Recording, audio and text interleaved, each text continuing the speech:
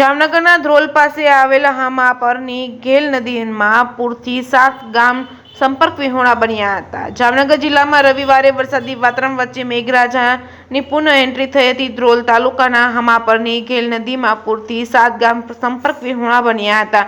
જામનગરમાં અડધો ઇંચ વરસાદે મેળાના રંગમાં ભંગ પાડ્યો છે. કાલાવડમાં 1 ઇંચ વરસાદ વરસ્યો છે. હજુ 4 દિવસ ભારે વરસાદની આગાહી હવામાન વિભાગ દ્વારા કરવામાં આવી છે.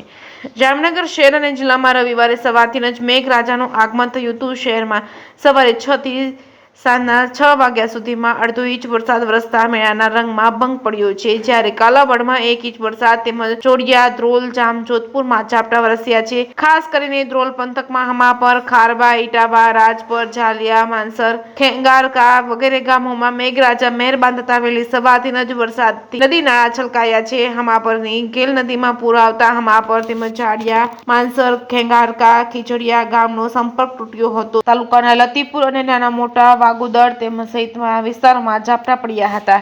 જેકેએસ ન્યૂઝ ગુજરાતી સાથે હર્ષલ ખંડેરિયા, જામનગર.